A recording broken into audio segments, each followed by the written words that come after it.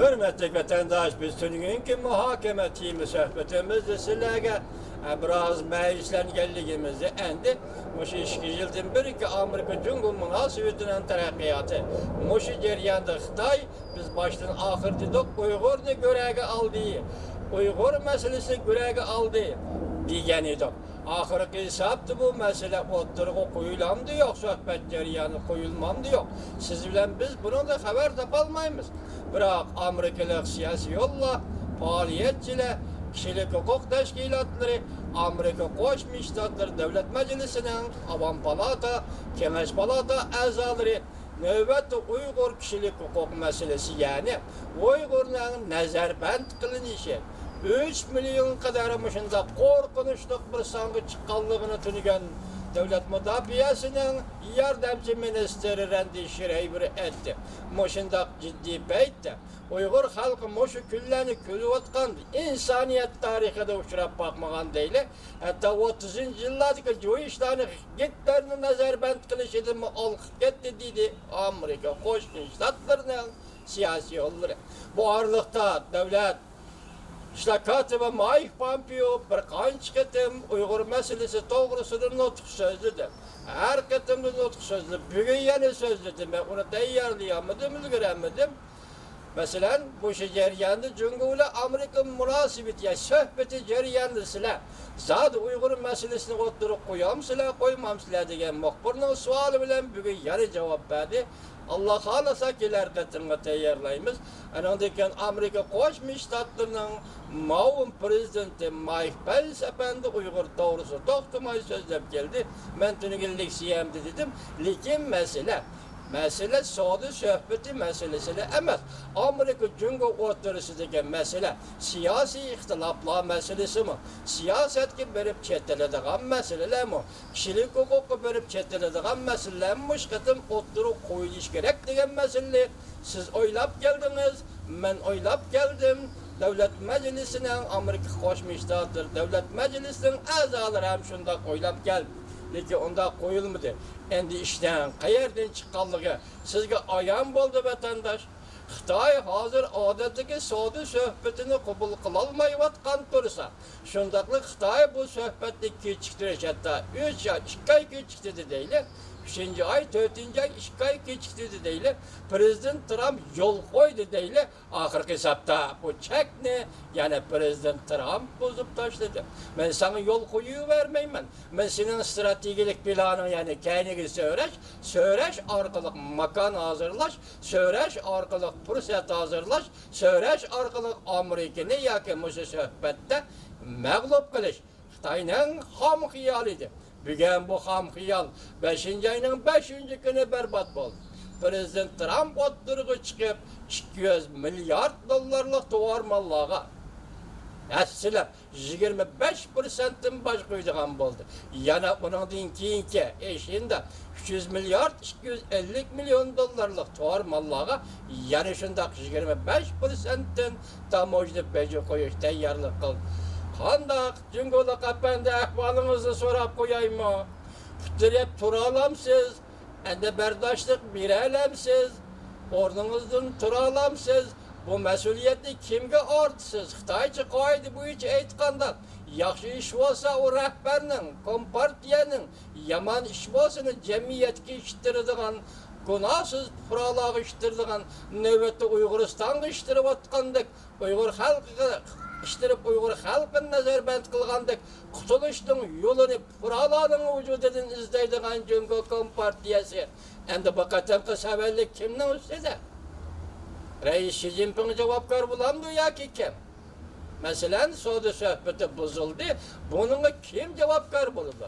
Özünüz bəgə verdiniz, tutmadınız. 3. ayının 1. günü dediniz, yeni aldınız. Amerika Koşmuş Ştatları 4. ayının 1. günü belgilep verdi. Hatta 5. ayının 1. günü geçti.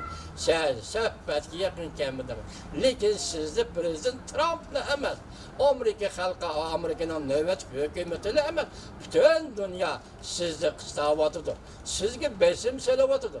Devlet tüzümünüzü özgertsiz, siyasetinizi özgertsiz, nezarband kılıngan Uygurlarını koyup birisiz.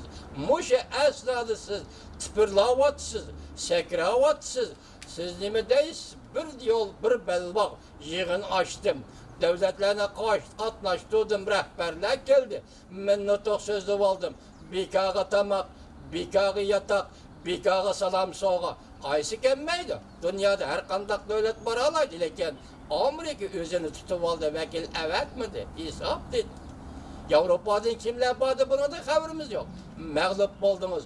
Sizden bir yol, bir belbaq siyasetiniz mağlup oldu. Sizden Uygurlarını bastırış siyasetiniz ezelden mağlup olan siyaset edip bu kadar üstüge mağlup oldu. Halkara cemiyette betbeşiriniz aşkarlan. Natses natiyake.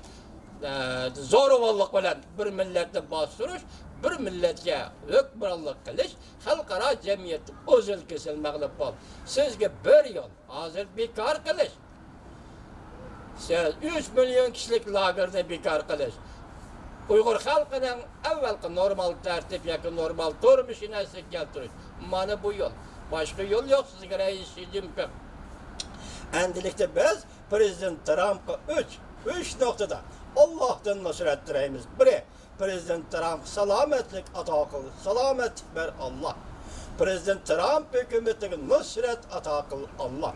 Yani şundakla herkes bu ketem, bu siyasetin yani yanıdığın iş olmasın. Allah Prezident Trump'a irade ata kıl Allah, güç ata kıl Allah. Biz endi yana devamlı tahlil kılımız bu doğru, hürmetlik vatandaş.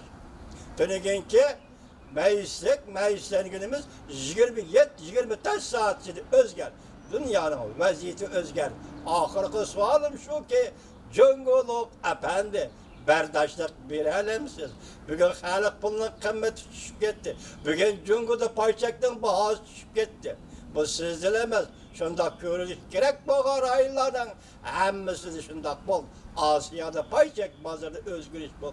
Bir cümle söz. Ben sana 25%'in baş koyayım. Bu gep kandakta hak nahakta adalet ayırıp altıdığa iş yok. Aslında şundak baş koyuş gerekti. Başta Prezident Trump dedi o.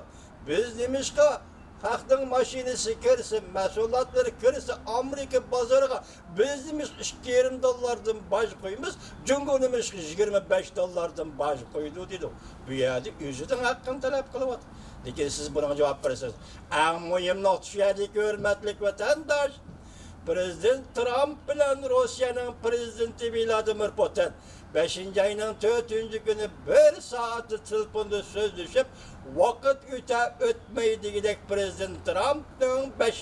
günü. Bu nece kardeşi? Yakı Cungo'nun tuvar mallarına 200 milyar dolarla tuvar mallarına 25%'in baş koyuşunca kardeşi acayip bir işki bağlanış kıygen. Dünyanın vaziyeti özger. Biz başta ettik Rusya, Amerika münasebeti özger. Dünyanın tertibi özgüremdi yok. Yani başka nazik tarihi mesele, siyasi mesele oturup çıkandı yok. Bu bizden aldığımızdaki iş.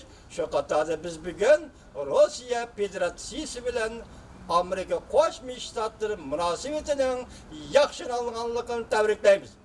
Şundakla biz bugün Prezident Trump bilen ve Prezident Trump hükümeti bilen Rusya Federasyonu hükümeti ve Prezident Vladimir Putin'in münasebetini yakşılığını tebrikleyimiz. Prezident Trump ne mi dedi? İki devlet münasebetinin yakşılığını halkara cemiyetki yakşı ve THM büyük, THM yakşı bir halkara cemiyetke THM yakşı küllerini elip gelidir. THM yakşı vaziyet elip gelidir. Şu buluşunda kütümüz. Hürmetli Prezident Trump efendi Moşiceryan Uygur'un 5 kilo atkan külpetlerini tüketişinizni Allah'ın medeti ve gücü bilen tüketişinizni bu işe ciddi köngül bilişinizni ümit kılımız Prezident Trump efendi. Ben başta aytganda reis Jinping, ben sizge 14 nefar yazgıcı. Şair, Uygur şairleri yazgıcılığından ismini tapşırdım. Ulanı türmeden koyup birisiz reis Jinping. 66 nefer prezidentinin ismini tapşırdım. Ulanı türmeden koyup birisiz reis Jinping. 3 milyon kişilik cezalarını bekar kılısız. Zamanmışında özgürüp kilovatıdır. Şu nesi isinizge düşsün ki Uygur, yakı Uyguristan, Xitay'nın hükmürallığını kabul kılmaydı.